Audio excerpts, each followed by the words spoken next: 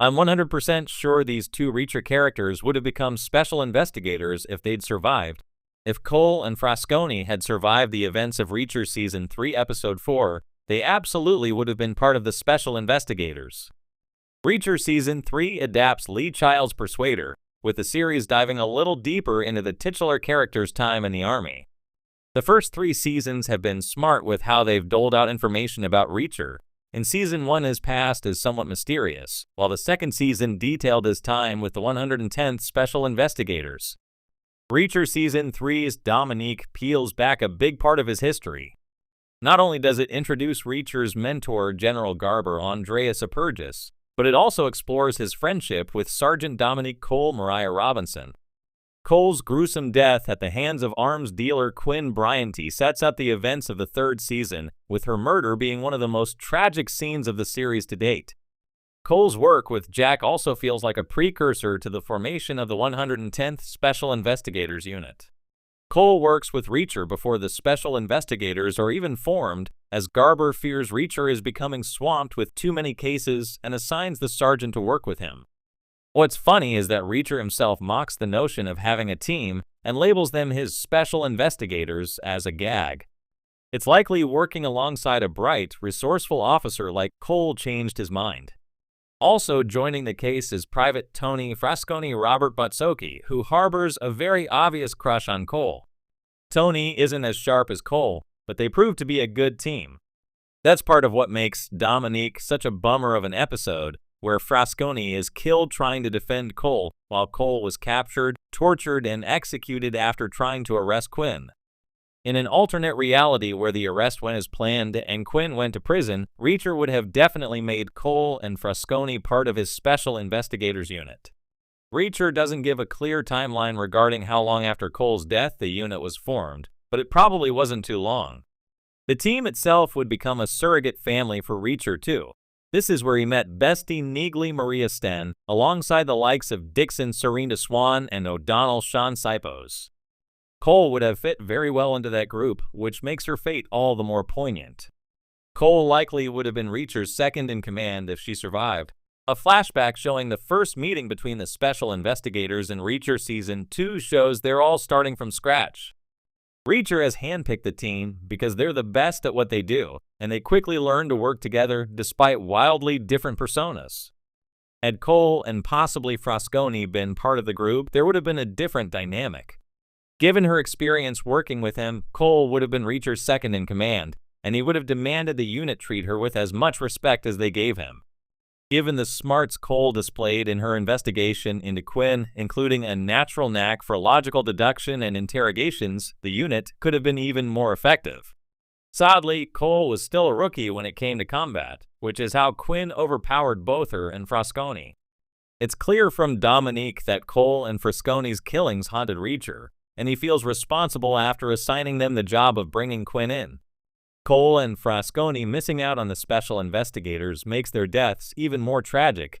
The world of Reacher, whether on the page or the screen, is one where justice is often meted out by fists, gunfire, and razor-sharp intuition.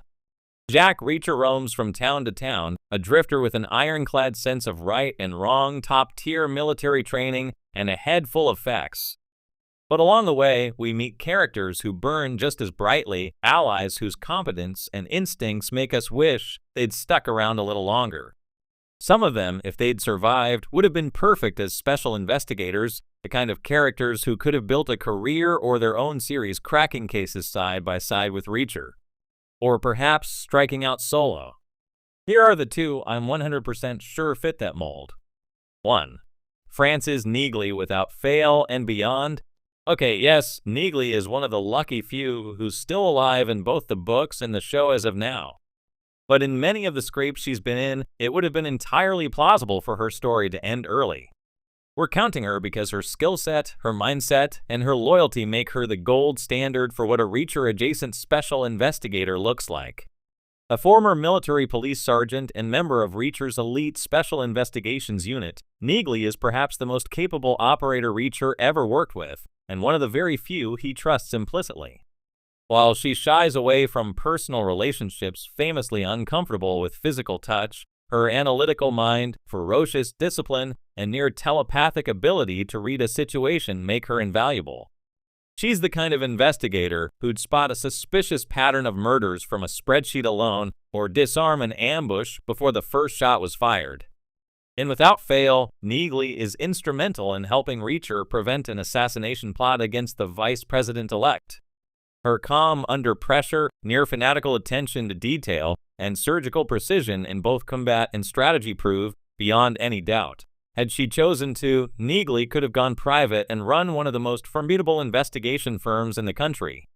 Imagine Neagley post-military with her own agency, cold cases, high-level corporate sabotage, political espionage. Or better yet, a U.S. Marshal or FBI special agent role where her talents for uncovering deep-rooted conspiracies are used at the highest levels. She's meticulous enough to hunt white-collar criminals and lethal enough to take down cartel enforcers in the field. Had she ever fallen in combat, and come close she did, Reacher would have lost his finest ally. But since she's alive, there's still hope Lee Child or Andrew Child might finally give us a Neagley solo novel. 2. Carla Dixon, Bad Luck and Trouble. Carla Dixon is perhaps one of the most underrated characters in the entire Reacher series, and a perfect candidate for an elite special investigator had she survived Bad Luck and Trouble. Dixon, another member of Reacher's old Special Investigators unit, reappears in the 11th novel to call Reacher into action after a series of their old unit members are murdered. Dixon is smart, sharp, and unflappable. She's a forensic accountant with a knack for tracing money trails, which in the Reacher universe often means unearthing conspiracies involving millions in military contracts and shady government dealings. But crucially, Dixon is no desk jockey. She's fully trained in tactics and fieldwork, which makes her the quintessential brains and brawn investigator. Her chemistry with Reacher, both personal and professional, is palpable. There's respect, a hint of romance, but most importantly, a synergy of skills. While Reacher brings the brute force and gut instinct, Dixon tempers it with logic, precision, and numbers. Together, they peel back a deeply buried conspiracy with lethal efficiency.